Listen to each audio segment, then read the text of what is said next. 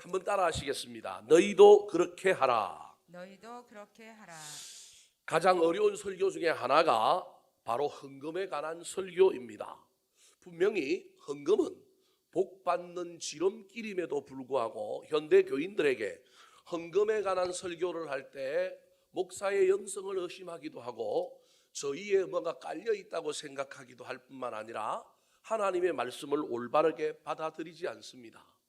인간에게 제일 중요한 돈의 문제가 신앙의 가장 큰 핵심입니다. 행동이 바뀌고 삶이 바뀜에도 불구하고 지갑이 바뀌지 않는 사람, 그의 믿음이 온전히 바뀌었다, 그의 믿음이 깊어졌다, 그렇게 표현할 수는 없습니다. 전 명확하게 제 양심을 걸고 제가 여러분에게 말씀드릴 수 있습니다. 신앙의 핵심은 내가 가장 귀하게 여기는 것과 싸우는 거예요. 그 가장 귀하게 여기는 것 중에 하나가 자기 중심입니다. 자기 중심. 그 자기 중심을 넘어서서 또 하나가 있는데 이게 욕심의 문제인데, 욕심의 문제를 알고 보면 돈의 문제란 말이에요. 그래서 돈의 문제와 나의 중심성을 어떻게 해결하느냐가 우리 신앙의 핵심이라는 걸 잊어버리면 안 됩니다. 벌써부터 오늘 금요일 날 잘못 왔다, 왜 오늘 하필 본문이 이 본문일까, 그렇게 생각하는 사람이 있을 수 있습니다. 하지만 여러분 잘 들으셔서 앞으로 여러분 인생길 가는 동안에 남은 길 가는 가운데 내 신앙의 성장과 성숙, 내 신앙의 온전함을 이루는 가장 큰 지름길이 내가 돈의 문제에 대해 어떻게 할 거냐, 다 퍼주고 다 하나님께 바치고 다 어떻게 해라, 제가 지금 그 얘기하는 것이 아닙니다. 어제보다 오늘의 나의 지갑이, 예전보다 지금의 내가 돈을 대하는 태도가 달라져야 합니다. 사람마다 수준이 다 다르기 때문에 그 사람의 그 수준을 함부로 평가할 수는 없습니다. 그래서 남이 평가하는 것은 옳지 않습니다. 그런데 누구는 아느냐 하면 자기는 압니다. 내가 예전에 돈을 대하는 나의 태도와 현재 돈을 대하는 나의 태도가 어떠한가, 여러분 그게 신앙의 현주소입니다. 이 말씀을 잘 기억하시기 바랍니다. 성경 여러 곳에서 헌금에 대한 이야기가 있고 심지어 헌금에 대한 가르침을 공식적으로 하고 있는 성경이 얼마나 많은지 모릅니다. 구약 66권을 해라 하지 마라 뭐 이런 단어들로 성경을 살펴볼 수도 있고요, 뭐 복이라고 하는 단어들도 살펴볼 수 있고요, 뭐 반복되는 수많은 단어들이 있는데요, 11번째 주제가 돈이었습니다. 성경의 그 수많은 이야기 가운데 강조하고 반복하는 이야기들을 쭉 뽑아보니 여러 개가 있었는데 그 중에 11번째가 뭐였느냐 하면 돈에 대한 이야기가 성경에 너무 많다라는 거예요. 여러분 이것을 결코 소홀히 여기지 마시고 돈을 대하는 나의 태도가 내 신앙의 바로미터다라고 하는 것을 기억하시기 바랍니다. 오늘 본문에서도 사도 바울이 고린도 교회의 여러 가지 문제를 이야기하다가 갑자기 16장 마지막 장에 와서는 이제 뭐 마무리 편지의 내용을 이야기하고 인사하고 끝낼 텐데 그 마무리에 앞서서 뭐라고 얘기하고 있느냐 하면 헌금에 대한 가르침을 이야기하고 있습니다. 오늘 본문 1절 말씀 같이 한번 읽어볼까요? 시작. 성도를 위하는 연보에 관하여는 내가 갈라디아 교회들에게 명한 것 같이 너희도 그렇게 하라. 성도를 위하는 뭐에 관하여? 연보에 관하여. 연보가 헌금입니다. 그런데 오늘 저기 연보는 하나님께 드리는 연보가 아니라 알고 보면 성도를 위하는 연보, 즉 성도를 돕기 위한 구제 헌금에 대한 이야기다라고 말할 수 있습니다. 구제 헌금에 대한 이야기를 하고 있지만 알고 보면 구제 헌금뿐만 아니라 모든 헌금에 대한 사도 바울이 하나님께로 받은 지혜와 성령의 감동하심을 따라서 우리 그리스도인들이 헌금 생활을 어떻게 해야 할 것인가에 대한 이야기를 하고 있습니다. 저 성도는 누구냐 하면 예루살렘 교회에 있는 성도들입니다. 예루살렘을 중심으로 한 지역에서 흉년이 들어서 어머니 교회라고 할 수 있는 예루살렘 교회가 흉년 때문에 운영도 안 될 뿐만 아니라 그 교회 안에 있는 수많은 사람들이 생계에 어려움을 가지게 되었습니다.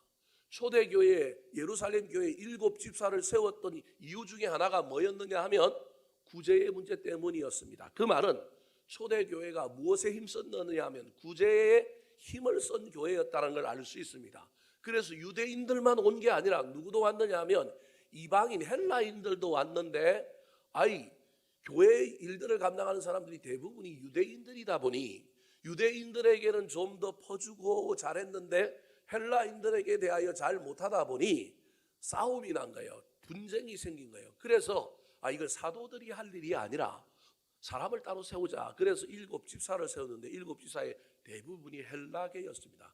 그 말은 헬라계 사람들이 훨씬 더 예루살렘 교회에 많이 왔다라는 거예요.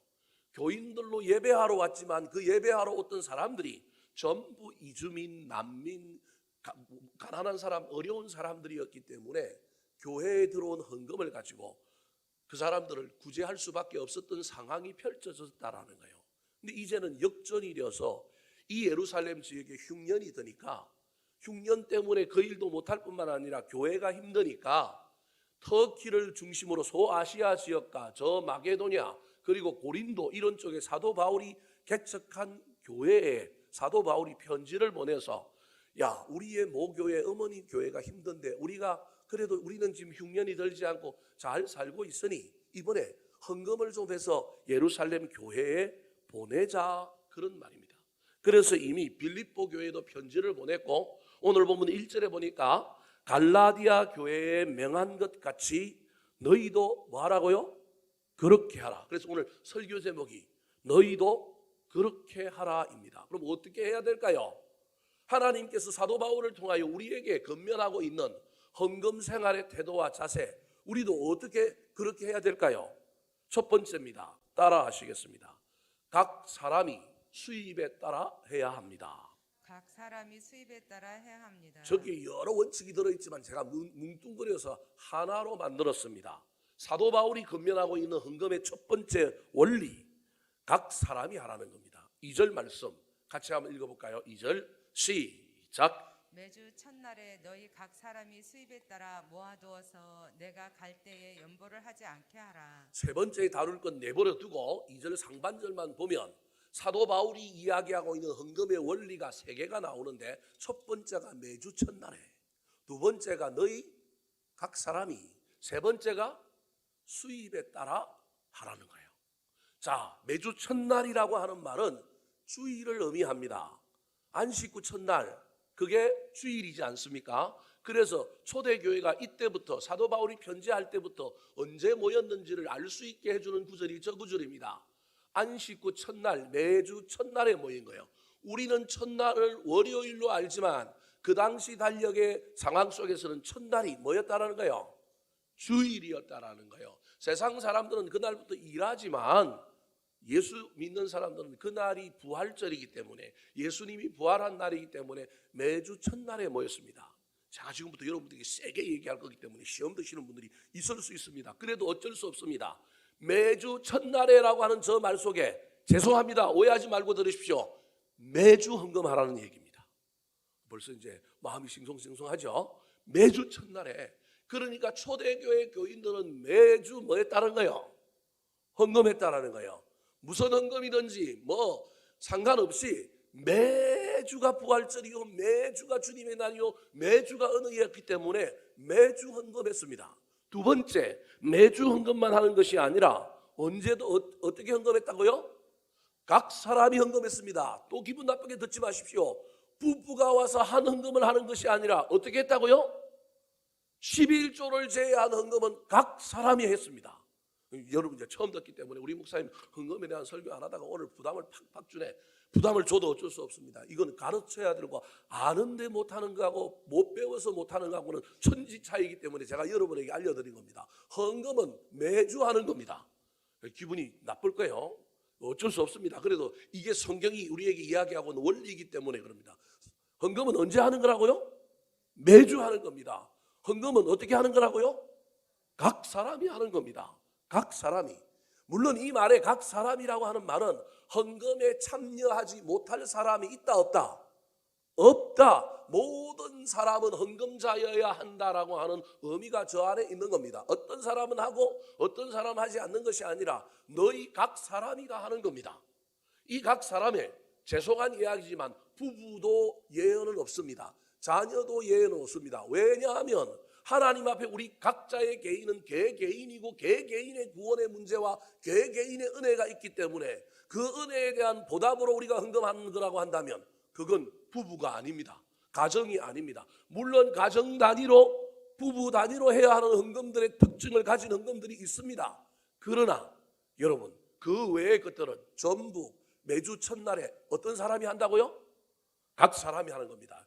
길게 얘기하면 더 시험 될까 봐 제가 여기까지 이야기하도록 하겠습니다. 구약에 이스라엘 백성들이 하나님 앞에 예물을 드릴 때 대제사장은 제일 큰 걸 드렸습니다. 뭘 드렸을까요?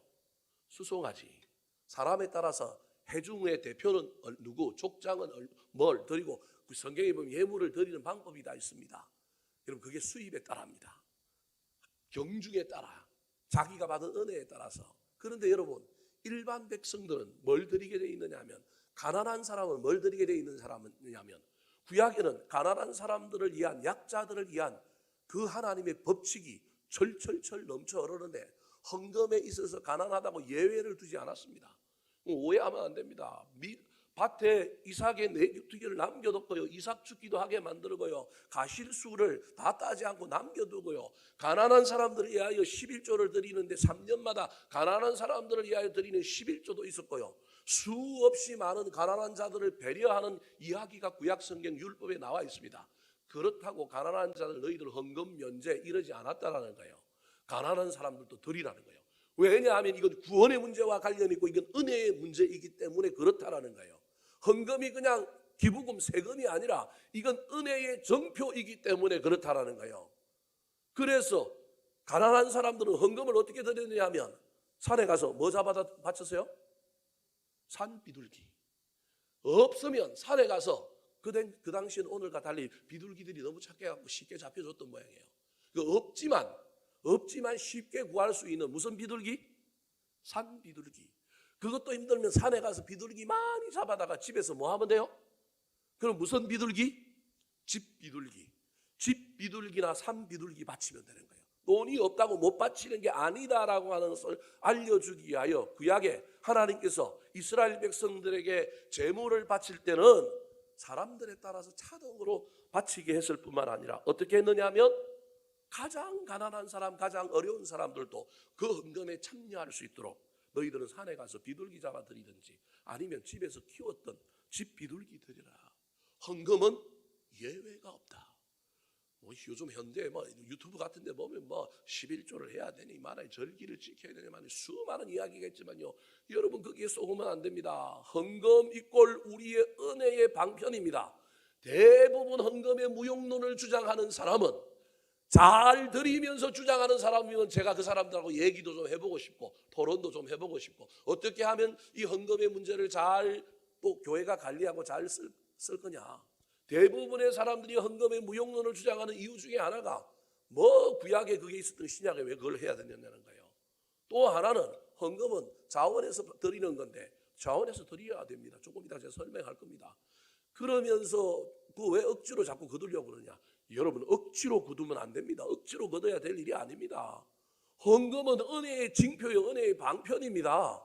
우리 신앙이 꼴 헌금일 수 있기 때문에 그렇습니다.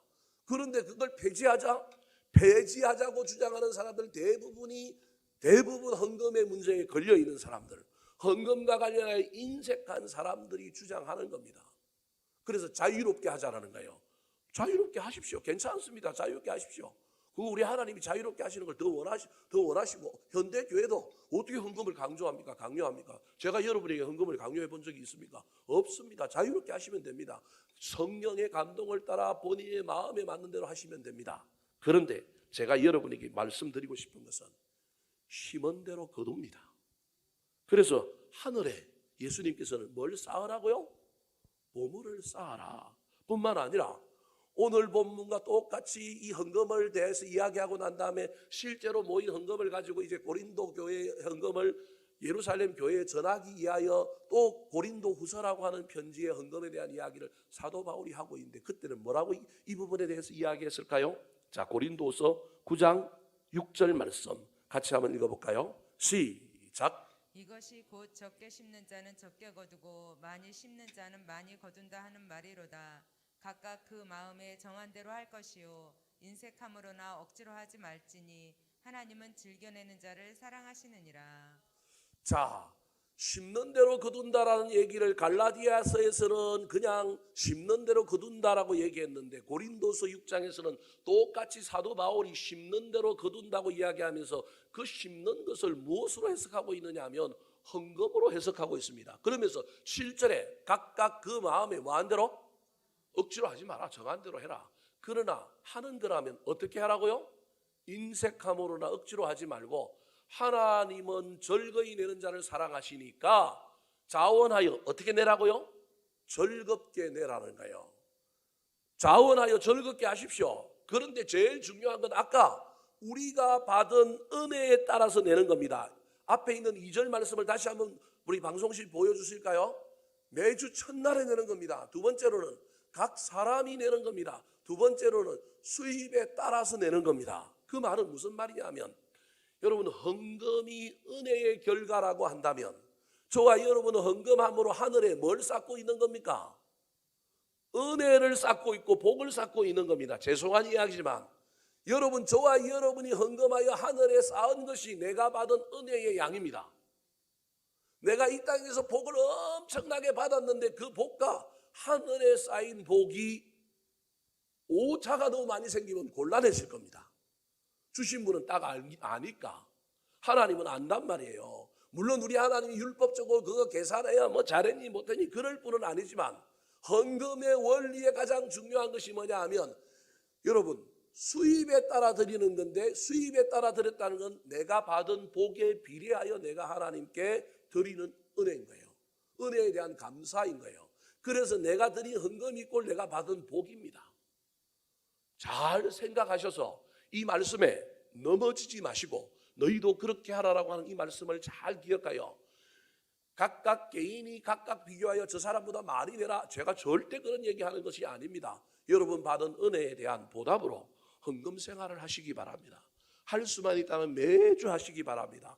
더 나아가서 각 사람이 각 사람의 구원과 관련하여 그 구원에 대한 응답으로 하나님께 하시고 받은 복이 많으면 많을수록 많이 하는 것이 훨씬 더 유익하다. 왜냐하면 헌금은 복에 대한 결과일 뿐만 아니라 또 다른 복에 대한 동기와 원인이 될 수 있기 때문에 잘 기억하셔서 헌금은 하나님께서 우리에게 안 하면 죽여, 안 하면 너희들 어떻게 할 거야 이런 얘기가 아니라 축복의 통로라고 하는 사실을 잊어버리지 않는 저와 여러분 되기를 예수님의 이름으로 축원합니다. 두 번째 오늘 본문에 사도 바울이 고린도 교회에 어떤 헌금의 원리, 헌금에 대한 태도와 자세를 교훈하고 있을까요?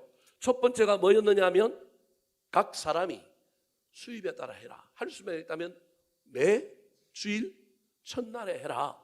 그것이 첫 번째 원칙이었습니다. 두 번째 원칙입니다. 따라 하시겠습니다.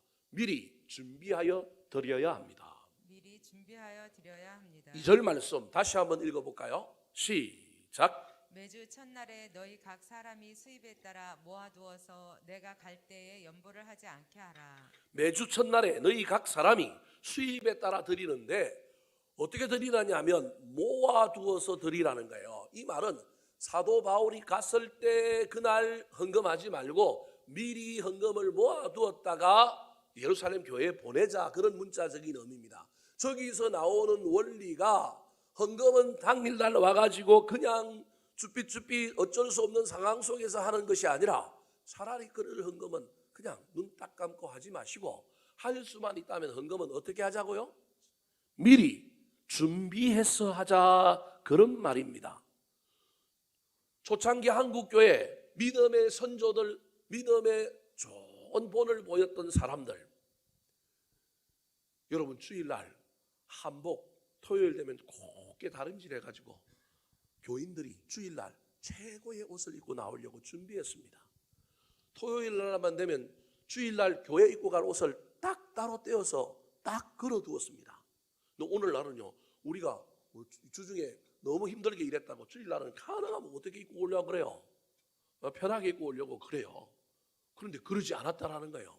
요즘 제가 감사한 게 안내위원들을 세워놨더니만 안내위원들이 옷이 점점 달라져서 얼마나 감사한지 몰라요. 화사하게 변해가고 있어서 참 감사해요. 잘했다 싶어요. 그래서 이거 우리 교회 베스트 드레스상을 한번 만들어 볼까?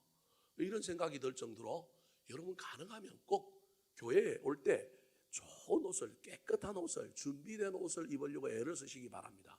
비싼 옷 입고 오라는 얘기가 아닙니다. 오해하시면 안 됩니다. 가능하면 주일을 귀하게 여기는 마음으로 토요일이 되면 옷도 준비하시듯 뭐도 준비하셔야 되느냐 하면 헌금도 준비하셔야 됩니다.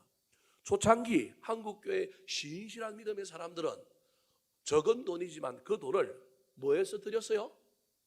다림질을 해서 드렸다니까요. 오늘날 다림질하는 사람이 있습니까? 없잖아요. 다림질하는 사람이 없다니까. 할 수가 있다면 신권으로 드리면 좋겠지만 여러분 그것이라도 힘들면 나한테 있는 것 중에 최고로 좋은 것들만 뽑아서 드리면 되잖아요. 하나님은 아십니다. 이게 신권이 아닐지라도 저 사람이 구별하였다, 거룩하게 하였다, 따로 하였다, 준비하였다라고 하는 걸 아십니다. 그래서 헌금도 어떻게 해야 되느냐 하면 준비해야 합니다. 그 말은 미리 하나님 것을 떼놓는 훈련을 하지 않으면, 월급 받으면 통장을 또는 돈을 떼어놓는 훈련을 하지 않으면 절대 헌금 생활 속에서 저와 여러분이 물질의 신과 만몬과 싸워 이기기가 쉽지 않습니다. 떼어놓고 준비해야 합니다. 우리 교회는 5번의 절기, 여러분 기억 못하실까요? 5번의 절기 한 주 전에 제가 여러분 주보에 뭘 넣어드리느냐 하면 헌금 봉투를 넣어드립니다. 그거 가지고 어떤 사람은 오자마자 헌금 봉투가 주보 안에 있네, 이거 헌금하라는 얘기네, 마음이 삐지고 마음이 이상해지는 교인들이 있습니다. 제가 해명합니다. 절대 헌금을 더 거두고자 하는 목적으로 여러분들에게 하지 않습니다. 저는 할 수만 있다면 매주일 모든 헌금 봉투를 다 여러분에게 넣어드렸으면 좋겠지만 그래도 절기 헌금만이라도 미리 준비하여 드려라. 그것을 우리 하나님께서 기뻐하신다. 매주일도 하나님이 놀랍게 은혜를 베푸시지만 절기에 하나님께서 더 큰 은혜를 베푸시니, 이게 저의 믿음입니다. 절기에 더 큰 은혜를 베푸시니 하늘에 하나님께서 절기 중에 더 많은 은혜를 내려주시니 그때만이라도 준비하여 하나님께 드려라. 그래서 한 주 전에 헌금 봉투를 넣어드립니다. 부활절, 맥주절, 추수감사절, 성탄절, 그리고 송구영신 예배 신년 5번, 그리고 한 번 더는 내일 다음 주에 할 것. 우리가 사순절에 절제 헌금, 나눈 헌금 하는 봉투 넣어드립니다. 그래서 1년에 6번 우리 교회 주보 안에는 봉투가 한 주 전에 들어올 겁니다. 그걸 돈을 거두려고, 헌금을 많이 거두려고 하는 목적이 아님을 분명히 알아주시기 바랍니다. 여러분이 준비함으로 더 큰 복을 받게 하려고 하는 여러분 이 목사의 작은 마음입니다. 저는 우리 교인들이 헌금을 잘 준비하여 미리 준비하여 하나님 앞에 드림으로 복을 더 받았으면 좋겠습니다. 구겨진 지표는, 구겨진 헌금은 구겨진 우리의 신앙을 이야기하는 겁니다.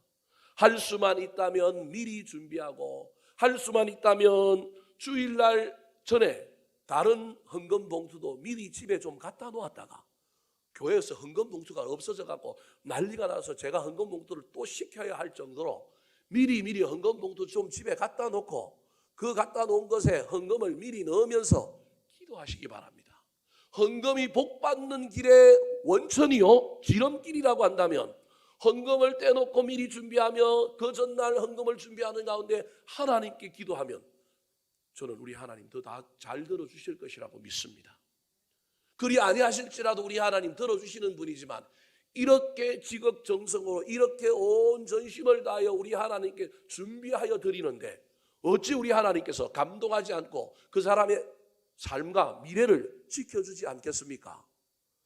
교회에서는 절기봉투를 미리 준비하여 준다면 여러분들은 할 수만 있다면 헌금을 미리 준비하시기 바랍니다. 준비하여 드리는 것을 우리 하나님께서 좋아하십니다. 하나님은 아브라함을 위하여 미리 준비하셨습니다. 뭘 준비하셨습니까? 순양을, 이삭을 바치려고 모리아산에 올라갔는데 이삭을 바치려고 하니 하나님께서 그 이삭의 대신 뭘 준비해 두셨습니까? 양을. 그래서 여호와 이레입니다. 여호와 이레의 하나님의 놀라운 복을 받고 싶습니까? 여러분들이 미리 준비하는 헌금 생활자들이 되시기 바랍니다. 고린도후서 9장 5절에도 이 이야기를 동일하게 하고 있습니다. 같이 한번 읽어볼까요? 시작. 그러므로 내가 이 형제들로 먼저 너희에게 가서 너희가 전에 약속한 연보를 미리 준비하게 하도록 권면하는 것이 필요한 줄 생각하였노니 이렇게 준비하여야 참 연보답고 억지가 아니니라. 이렇게 준비하여야 참 연보답다. 인간인지라 실수할 수도 있고 때로는 준비 못할 수도 있지만 준비 못하는 날들보다 준비하는 날들이 늘어가는 저와 여러분이 되었으면 좋겠습니다. 저는 토요일 날 가능하면 어디 안 나가고 교회에 있습니다. 사적으로 토요일 날을 제가 놀아본 적이 없습니다. 쉬어본 적이 없습니다. 쉰다는 표현이 좀 이상하지만 교회를 안 나본 적이 없습니다. 주일을 준비하기 위하여 저는 토요일 날 얼마나 준비하는지 모릅니다. 공식적인 교회 행사 또는 내가 가야 함으로 말미암아 교인들이 더 많이 모이고 교인들을 위하여 좀 이렇게 하려고 하면 해야 된다 하면 갑니다. 내일도 우리 교회에서 등산 선교팀이 활동을 하는데요. 제가 거기 모임을 한번 갔다 오면 시간 소모가 엄청납니다. 저는 그냥 주일날 준비하고 막 여러 번 반복하고 준비해야 되는데 거기에 한 4-5시간을 써버리고 나면 그 다음 시간을 제가 준비하는데 너무너무 어렵습니다. 주일이 너무 힘듭니다. 그래서 가능하면 안 가려고 하지만 그래도 제가 등산 선교팀을 도와주고 우리 교인들이 모이고 그런 자리라도 가야 목사를 가까이 봄으로 말미암아 교인들 중에는 또 교회에 정착하고 이해하는 것이 쉬울까 봐 제가 애를 써서 한 달에 한 번 우리 등산 선교팀 등산 갈 때마다 갑니다. 저는 시간이라고 하는 피를 철철 흘리면서 갑니다, 사실은. 그런데 옛날에 어떤 교인은 우리 목사님 놀기 좋아해서 저런 모임 만들고 저기 간대요. 놀기를 좋아하기는요, 제 생활을 한번 보십시오. 제가 놀기를 좋아하나. 주일날 토요일날 시작해갖고 새벽 2시, 3시까지 설교 준비하고 갑니다. 가능하면 저는 토요일날 어디 사적으로 나가는 일이 거의 없습니다. 정말로 교회에 있습니다. 여러분 교회 제가 있는지 없는지 한번 쭉 살펴보시기 바랍니다. 할 수만 있다면. 왜냐하면 준비하는 자에게, 준비하는 목사에게 하나님이 은혜를 주실 줄 믿기 때문에 그렇습니다. 준비하지 않는데 하나님께서 인간의 열심이 없는데 하나님의 열심이 더해진다? 말이 안 되는 이야기입니다. 성령의 충만하심으로 가능할 수 있습니다. 그럼에도 불구하고 우리 하나님이 기뻐하시는 건 너의 열심에 나의 열심을 보태줄게. 세상의 모든 기적은 인간의 열심에 하나님의 기적이 보태질 때 일어났습니다. 하나님이 홍해를 혼자 가르친 게 아니라 모세가 지팡이를 들고 홍해를 가르칠 때 기적이 일어났습니다. 갈릴리 가나 혼인잔치에 물이 포도주로 변한 것은 충성스러운 하인들이 아기까지 뭘 채웠습니까? 물을 채우는 인간의 열심에 하나님의 열심이 보태져서 물이 포도주로 변하는 놀라운 역사가 일어난 것입니다. 기억하십시오. 준비하는 신앙, 헌금뿐만 아니라 준비하는 신앙이 훨씬 더 유익하고 하나님께 놀라운 복을 받을 겁니다. 준비하지 않고 시간 내서 그렇게 가지 마시고 주일날도 가능하면 준비하는 마음으로 오셔서 준비 기도하시고 오늘 설교 말씀 본문도 찾아보고 찬송은 무엇인가 가사도 한번 읽어보고 여러분 이게 참된 예배자의 모습입니다. 헌금도 할 수만 있다면 미리 준비하여 드리시기 바랍니다. 마지막입니다. 오늘 설교 제가 빨리 끝낼까요? 왜 빨리 끝내냐면 헌금 설교 길게 해봤자 서로에게 덕이 안 되기 때문에. 그러나 여러분 제가 진심으로 여러분에게 이야기합니다. 이건 가르쳐야 되기 때문에 해야 되는 거예요. 이 원리를 모르기 때문에 헌금에 대하여 자꾸 시험이 들고 문제가 생기는 거예요. 매주일 첫날 각 사람이 여러분 드려야 합니다. 받은 은혜에 따라서, 받은 이익에 따라서. 내가 복을 많이 받아서 많이 드리십시오. 그 말은 내가 복을 많이 받은 사람이다라고 하늘에 신고하는 거예요. 하늘에 보물을 쌓는 거예요. 나중에 이 편차가 생길 때 하나님께서 어떻게 할지 몰라요. 내가 이만큼 줬는데 네가 나한테 이만큼밖에 안 드려서 그 편차는 내가 네 자식들에게서 너의 사업장에서 다른 영역에서 내가 가져갈게. 우리 주님 그러신 분은 아니지만 만약에 그러신다면 어떡하실래요? 하늘에 보물을 쌓아야 되는데 그게 복을 받는 통로인데 두 번째로는 준비하여 드려야 한다는 거예요. 마지막입니다. 따라 하시겠습니다. 은혜가 담겨 있어야 합니다. 은혜가 담겨 있어야 합니다. 이미 제가 첫째, 둘째를 이야기할 때부터 계속 여러분에게 강조했던 것은 헌금의 원리는 받은 은혜에 대한 감사입니다. 헌금의 원리는 억지로 하는 것이 아니라 남을 보고 사람 보고 하는 것이 아니라 나를 드러내려고 하는 것이 아니라 내가 받은 은혜에 대한 표시입니다. 3절 말씀 같이 한번 읽어볼까요? 시작. 내가 이를 때에 너희가 인정한 사람에게 편지를 주어 너희의 은혜를 예루살렘으로 가지고 가게 하리니. 뭘 가지고 가게 하라고요?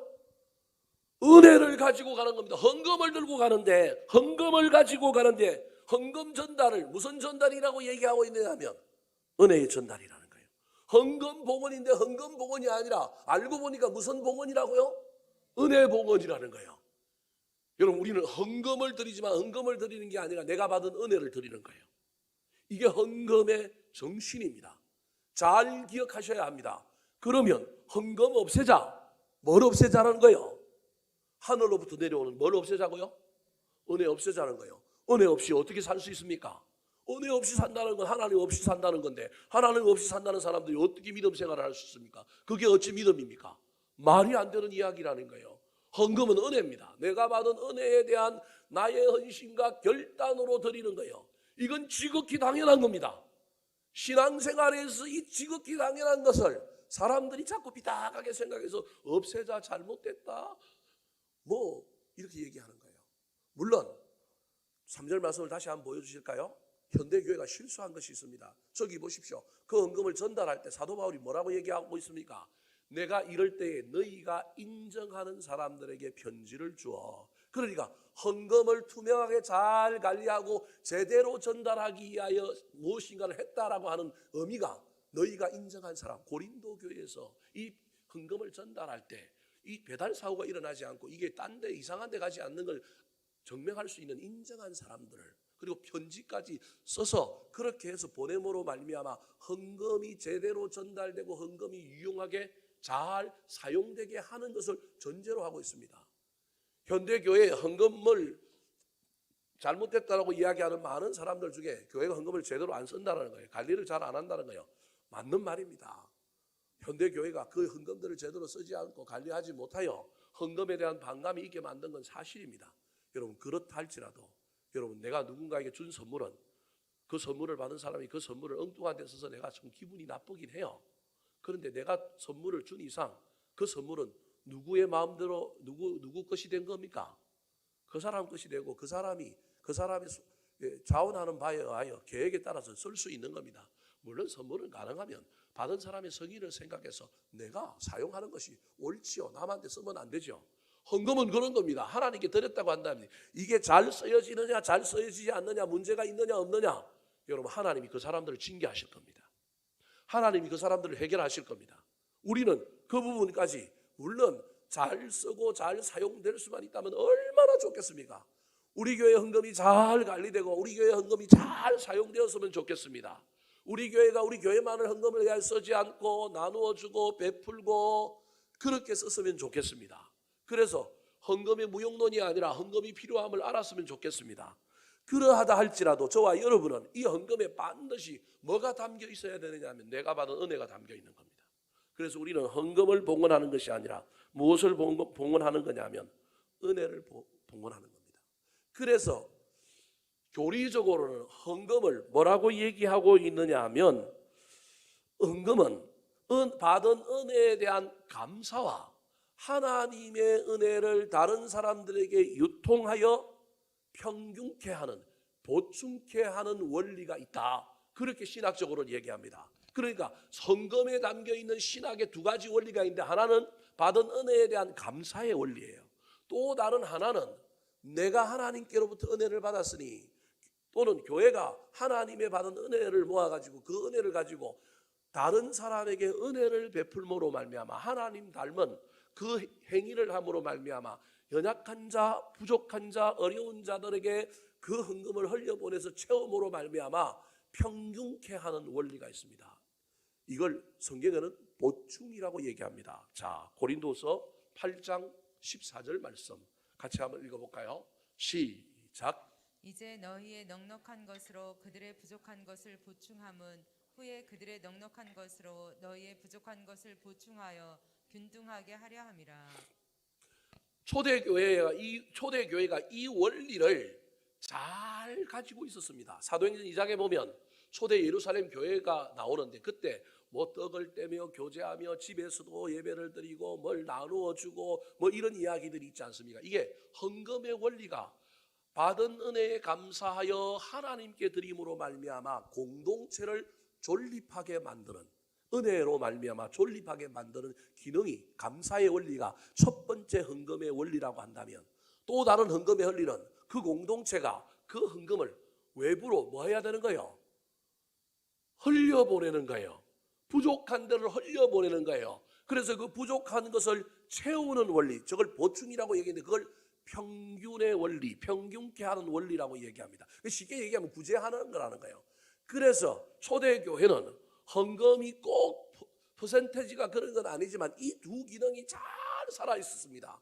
받은 은혜에 대한 감사의 표시로 공동체를 세우는 데 쓰이는 헌금과 그 공동체가 그 받은 헌금을 가지고 외부나 아니면 내부에 흘려보내서 이 일을 잘 감당하여 연약한 부분, 낮은 골짜기를 채우는 역할을 하는 일들, 감사와 구제가 중요한 두 기둥이었습니다. 지금도 한국 교회에 수많은 교회들이 이 원리를 붙들려고 얼마나 애를 쓰는지 모릅니다. 그래서 어떤 교회는 딱 헌금의 용도를 정해놓고 쓰는 사람도 있습니다. 11조는 교회의 존립, 감사 헌금은 어디, 무슨 헌금은 어디. 그런데 해보면 이게 쉽지가 않습니다. 제가 옛날에 부목사로 했던 교회는 목표가 뭐냐 하면 51%를 세상으로 뭐한다? 내어보낸다. 이 원리를 가지고 교회를 운영했습니다. 쉽지 않았습니다. 그런데 그 교회도 그 일이 이루어진 해가 언제냐 하면 규모가 좀 커지고 교인들이 많아졌을 때 됐습니다. 초창기부터 그 목표를 가지고 51%를 내보내겠다라고 결심을 하고 교회를 시작했는데 초창기에는 빚도 있고 뭐도 하니까 됩니까? 안 됩니까? 안 되는 거예요.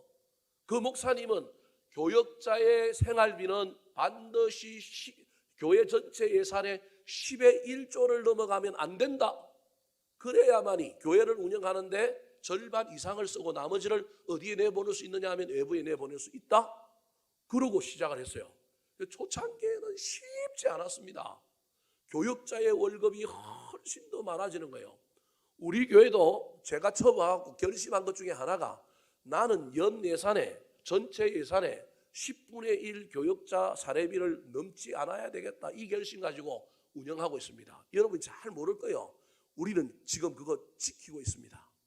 25% 정도, 연 8천 얼마, 9천 정도만 우리는 교역자 사례비로 나갑니다.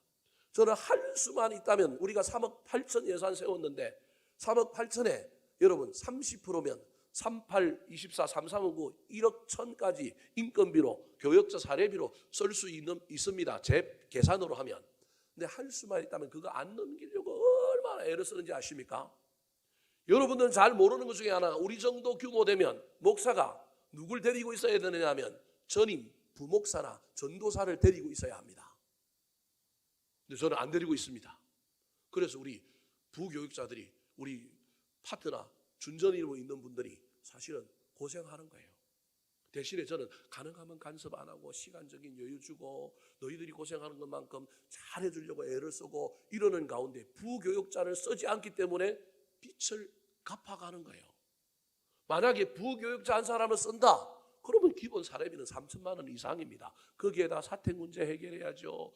교육자가 들어왔는데 그 다음부터는 밥도 해결해 줘야 되잖아요. 밥도. 그럼 이런 문제들이 주마다 생겨서 그 위에 들어가는 수많은, 그럼 또 교육자가 왔는데 그 교육자 오는 것에 대하여 우리가 또 사회 안전망 속에 또 여러 가지 보험 관련돼 있는 국민연금, 고용보험, 그 다음에 의료보험 이런 일들도 해결해야 되잖아요. 지금 우리 지금 파트분들도 해결해줘야 되는 게 사실은 맞는 건데, 여하튼 그런 종합적인 문제가 생기면 부교육자 하나에 들어가는 돈이 여러분 담임 목사 혼자 있을 때보다 훨씬 더 많이 들어가게 되는 구조로 나중에 바뀝니다. 근데 혼자 있으면 외로워서 혼자는 또 못 두고요. 또 어떻게 해야 되느냐면요. 반드시 또 몇 명을 더 뽑아야 되느냐면 한 명을 더 뽑아야 2명 정도가 있어야만이 부교육자가 있게 됩니다. 그런데 저는 우리 교회 부교육자를 안 뽑는 이유는 저는 예배 중심의 교회를 운영하는데 프로그램 중심으로 교회를 안 돌리는데 부교육자를 전임으로 뽑아 놓으면 죄송한 이야기지만 우리 교회 부교육자들 전부 뭐 해야 되느냐 하면 맨날 작업복 입고 와서 교회에서 시설 고치고 뭐 하는 사찰이 될 가능성이 많습니다. 틀림없습니다. 아니 그렇게 사례비를 주고 전임으로 뽑아놨는데 교회에 할 일이 없으면 앉아갖고 자리는 지켜야 될 거 아니에요. 이제 출근을 시작하면 출근 시간이 딱 정해지고 출근마다 자리에 앉아 있어야 되는데 자리에 앉아 있으면 할 수 있는 게 일은 없고 목사가 일을 많이 시켜야 되는데 목사가 시킬 일이 없다니까요. 우리 교회가 그렇다고 해서 막 계속 이잡듯이 신방을 할 것도 아니고 프로그램이 있어서 막 돌릴 것도 아니고 그 전임 부교육자를 써야 될 이유가 없는 교회예요. 왜냐하면 제가 이미 교회를 그렇게 디자인을 해서 지금까지 온 거예요.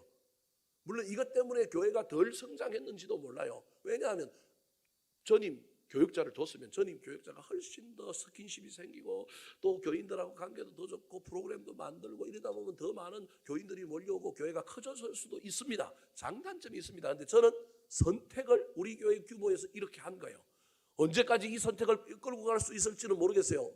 만약에 하나님께서 교회 문을 활짝 열어주셔서 더 많은 교인들을 불러주신다면 결단하고 바꿔야 될 거예요. 저는 그런 시점이 올 거라고도 생각해요. 근데 지금 현재로는 부교육자 없이 가능하면 교육자의 사례가 10분의 1 넘지 않도록 죄송합니다. 제가 말을 잘못했는데 10분의 1을 넘지 않도록 가야 되는데 우리 그게 안 되니까 저는 30% 넘지 않고 25% 선에서 가겠다고 하고 지금까지 여기까지 온 거예요. 제가 아까 말을 잘못해갖고 10%를 넘지 않는다는 옛날 교회의 원칙이고 저는 작은 교회는 그게 안 된단 말이에요. 그래서 저는 30%를 넘지 않겠다. 그 원리를 가지고 지금까지 왔는데 25% 선에서 여지껏 전부 유지를 해왔어요. 그런데 작은 교회는요, 알고 보면 나중에 결산을 해보면 대부분의 교역자의 사례비가 전체 재정에 얼마를 넘어가게 되느냐 하면 50%에 육박하게 됩니다. 우리는 25% 정도 선에서 유지하고 나머지 25%를 가지고 그동안 사실은 알고 보면 뭘 갚아왔느냐 하면 교회 짓는데 전임 우리 원로 목사님이 교회 짓는다고 지어놓은 이 교회의 대출 원금하고 이자를 갚아오는 구조를 가는 거예요. 아마 지금 이 체제로 가면 제 은퇴하기 전에 빚은 다 갚을 거예요. 근데 저는 가능하면 제가 빚 다 갚을 생각은 없습니다. 조금 남겨둘 겁니다. 왜냐하면 아니 그 뒤에 오시는 분 고생하라는 얘기가 아니라 여러분 빚이 없는 교회가 좋은 교회가 아닙니다. 빚이 있어서 그 빚을 갚을 수 있는 교회가 좋은 교회입니다. 적당한 빚은 있어야 됩니다. 교회에 빚이 없는 순간에 그때부터 이건이 생기고 그때부터 문제가 생깁니다. 빚이 있어야 이 빚을 감당하고 이 빚에 대한 선한 부담이 있는 교회가 좋은 교회입니다. 그게 고난입니다. 교회는 이 일이 있어야 되는데 자꾸 목사님들 와서 빚 다 갚으려고 그러는 거예요. 저는 안 갚을 겁니다.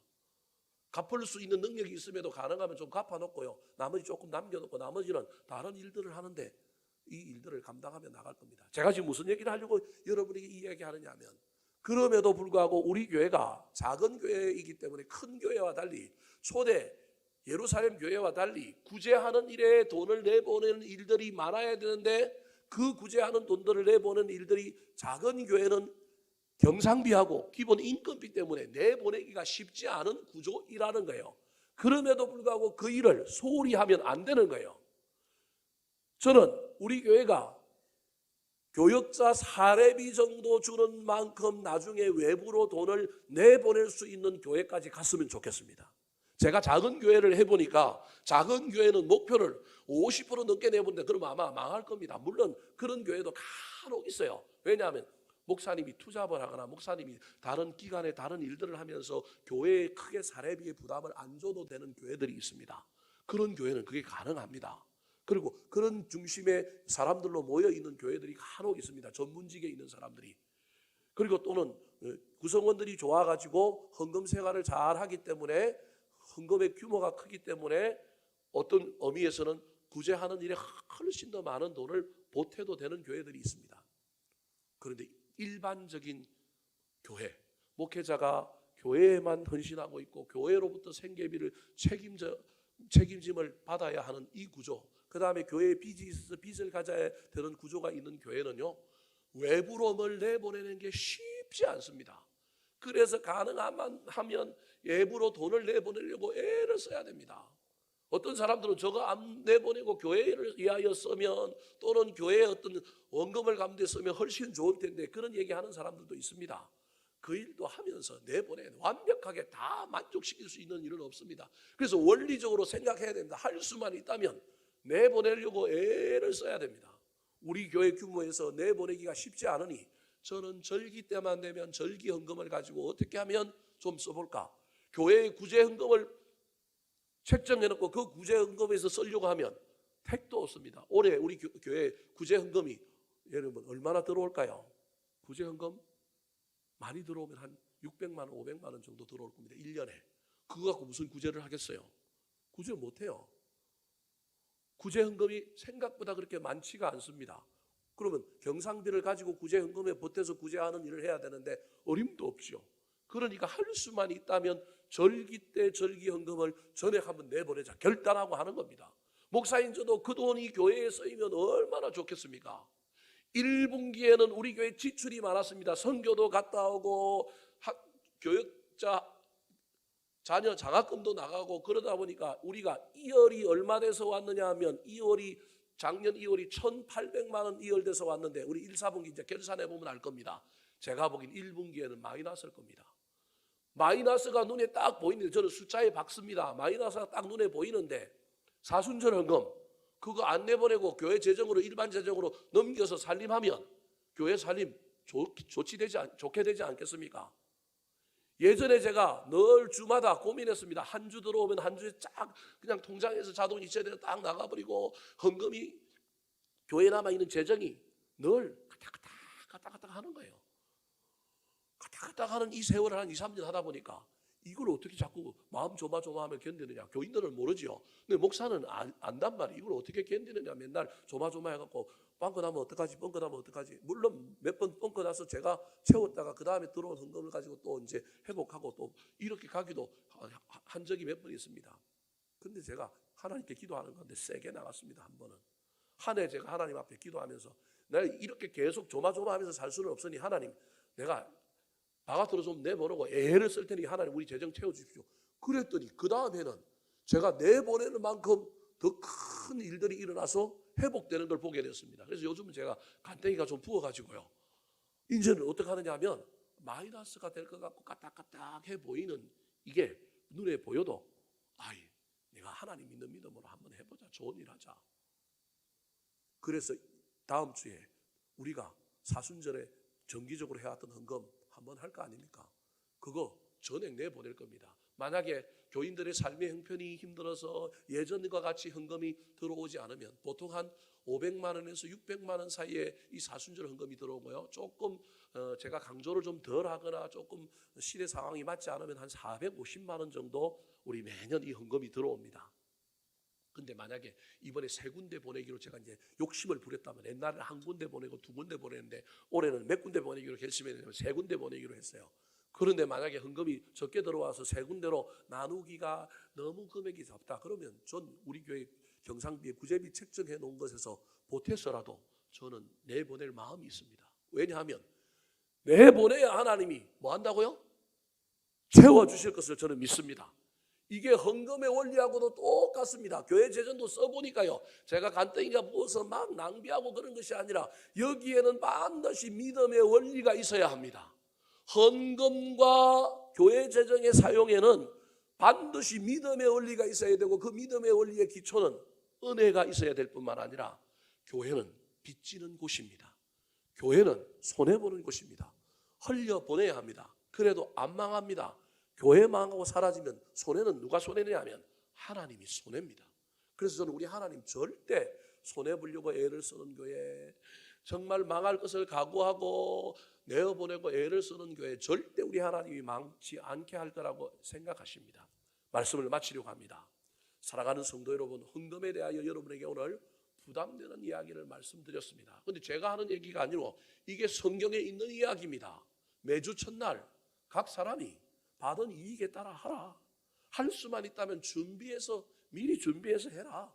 할 수만 있다면 헌금에는 뭐가 담겨 있느냐 하면 은혜가 담겨 있다. 그 은혜는 위로 하나님을 향하여 감사로 표현되고 옆으로 사람들을 향하여 구제, 평균케 하고 보충하는 데 쓰이는 것이어야 한다. 헌금이 그런 역할을 가지고 있는 것처럼 교회 재정 사역도 하나님의 공동체, 하나님의 몸인 교회를 세우고 다음 세대를 세우는 것뿐만 아니라 교회도 힘들어도 아까 힘든 사람들도 헌금하는 것처럼 교회도 힘들어도 교회도 어려워도 어려운 가운데서도 세상을 향하여 내보내는 훈련과 연습을 해야 한다. 이게 제가 가진 믿음이고 이게 하나님의 뜻이라고 생각하기 때문에 여러분들에게도 혹시 마음에 언짢아서 왜 우리 교회 힘들다고 하는데 저거 자꾸 내보내느냐, 왜 남한테 퍼주느냐 그렇게 생각하지 말고 그게 너무 가하면 여러분 하나님께 기도하십시오. 가하면 우리 목사님이 통익하고 가하게 하시니 하나님이 채워주셔야 저 위험이 좀 줄어들겠습니다. 기도 많이 해주셔서 이 조화, 이 균형을 감사와 구제라고 하는 이 균형을 잘 이끌고 나가는 교회가 되도록 여러분께서 기도해 주시면 감사하겠습니다. 한번 따라 하실까요? 너희도 그렇게 하라. 너희도 그렇게 하라. 각 사람이 수입에 따라 해야 합니다. 각 사람이 수입에 따라 해야 합니다. 미리 준비하여 드려야 합니다. 미리 준비하여 드려야 합니다. 은혜가 담겨 있어야 합니다. 은혜가 담겨 있어야